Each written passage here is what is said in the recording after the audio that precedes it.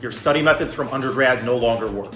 Why is this? Mainly because there's just much more information. So basically, talk to somebody who's a second year or had just graduated from the program and ask them specifically about each class how you would study.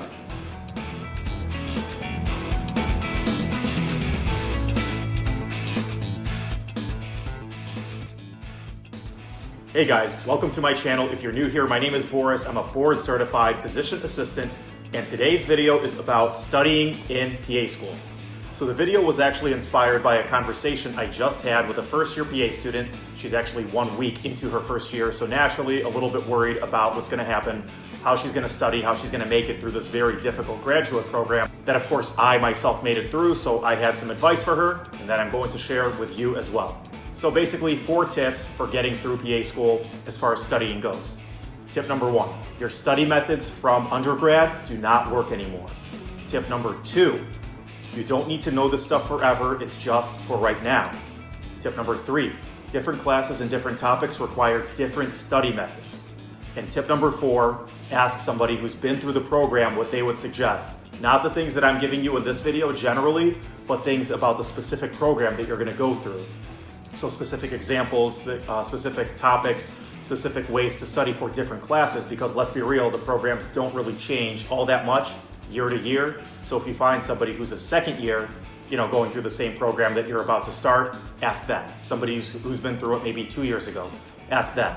Someone who's been through it maybe 3 to 4 years or more, I'd probably stay away from and try to ask somebody who's been through it in the last couple of years, because like I just said, they usually don't change the curriculum that much year over year, but they might make changes, after 2 years, after 3 years, after 4 years, and so on.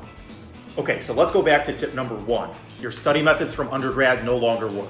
Why is this? Mainly because there's just much more information. In PA school, there is simply much more information than you ever had in undergrad. I don't care where you went, I don't care how many credits you took, you simply will have way more to learn in a much shorter amount of time in PA school than you did in undergrad. So, for instance, for me, I went through a very intense post-bac, and there was a ton of information. The people there were very smart. I had a lot of pressure on me to do well, so of course I had a lot of information to learn. And my solution was to basically do this. I would make a study guide out of all the PowerPoints and all the notes I had, for that section, and then I would go through it and condense that study guide into another study guide that was more condensed, and then after that I would write it out, by hand, every single thing that's just like been distilled down after making those 2 study guides. And then I had it. I got an A in almost every class. That in PA school no longer works. You literally don't have time to write things out by hand. You don't really even have time to make study guides and then condense them into a second study guide. You just can't. You just do not have time. You have to do things much more efficiently. And what I'm going to talk about in tip number 3 is actually going to kind of help you with that. So yeah, that's just the main thing. You simply do not have time to do the things you probably found a lot of success with in undergrad. So don't be attached to those things. When you realize that you just don't have time for that, don't get upset. Just understand that you have to pivot, adjust, and find a way to be successful in another way. I promise, if you keep an open mind and you just keep grinding and hustling and trying different things, you will find something that works for you. You will find a way to be much more efficient at studying, but just understand that it's going to take some trial and error in the things that have been tried and true for you for like 1 year or 2 years, maybe all through PA school, or maybe all through undergrad, and maybe even all through high school. Maybe you've been studying the same way for like 10 years, and suddenly that doesn't work anymore. Don't be upset about that. Just understand that that's everybody's experience, and that you just need to pivot and find something that works. Okay, tip number 2. What I said was you don't need to learn this stuff forever, it's just for right now. That might be a little bit controversial, just a little bit controversial, because you're no longer an undergrad. You're not in like microbiology having to memorize all this junk that you'll probably never have to use, or in, I don't know, pick another class in undergrad that you think, okay, this is like cool for right now, but it's not like my forever career. No, now you're in PA school. Every single thing that you're learning is something you're gonna use in your career. Yes, very, very, very, very true. As somebody who's been in practice for close to a year now, I can definitely confirm that. That being said, if you freak out and try to learn every single thing like it's life or death and you're gonna start practicing, tomorrow, you're gonna fail. It's like too much pressure. It's entirely too much to learn all at once. So what I'm telling you right now is what you're learning currently in your current unit or current class, just learn it for right now. Just focus on getting to the test, through the test, and on to the next test. okay? It's the same thing all the way through school and then through the PANCE.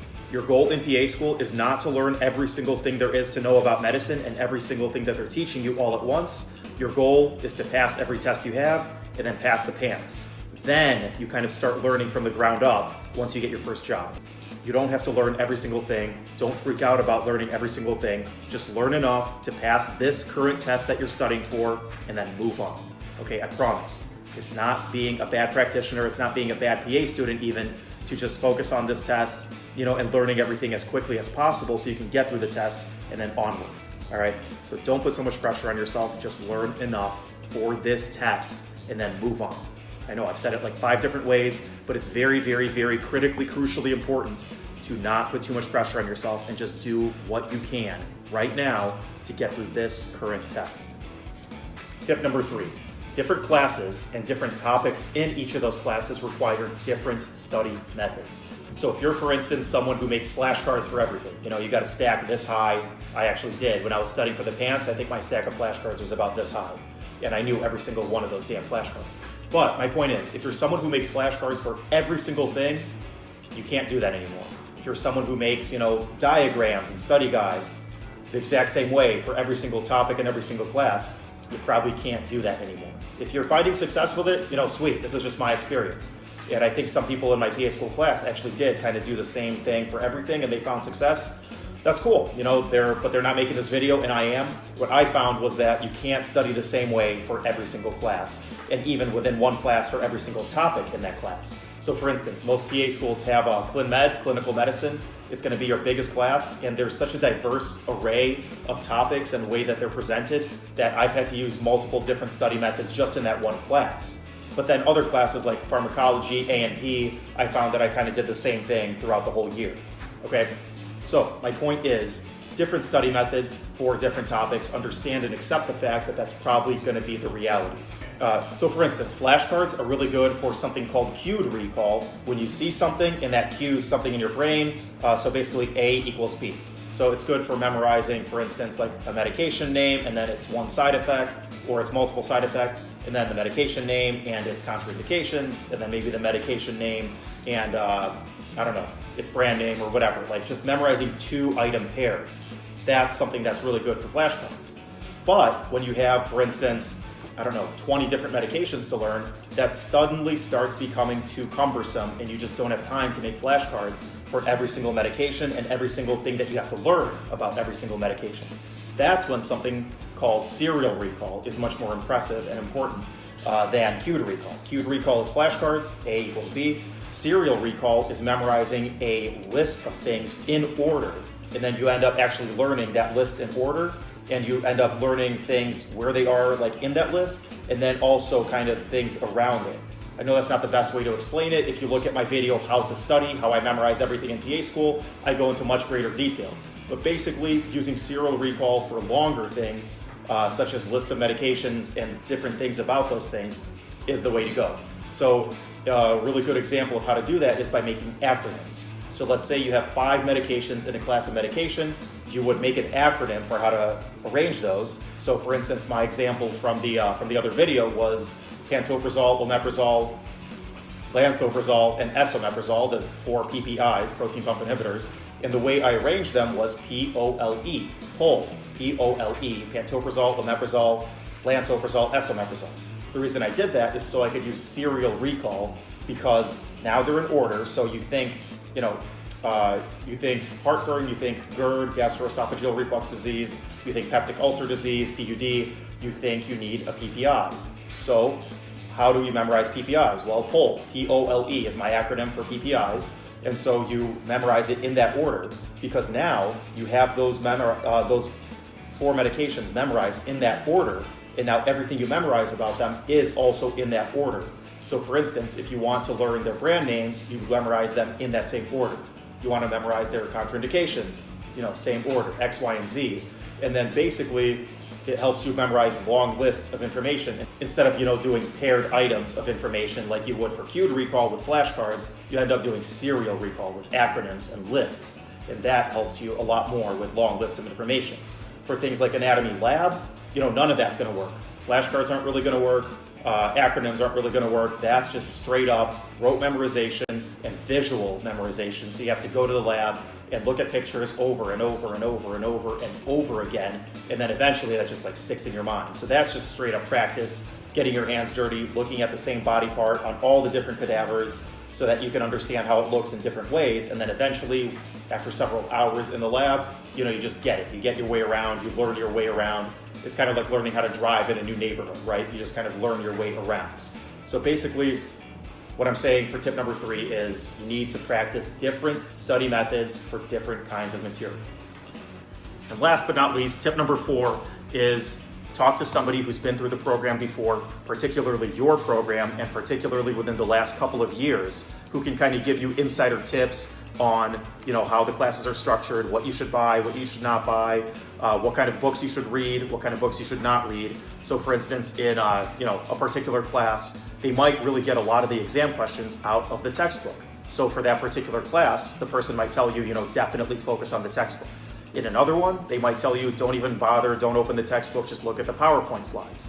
Another one might tell you, a lot of times, they make questions for the exam off of what's said in the actual lecture. So yeah, the textbook might be important, yeah, the PowerPoint slides might be important, but definitely, absolutely make sure you attend every single lecture and focus on writing down things that are particularly not in the PowerPoint slides, because you could be totally screwed if they make a question out of something that's not in the book and not in the PowerPoint slides, something that you had to be there to find out.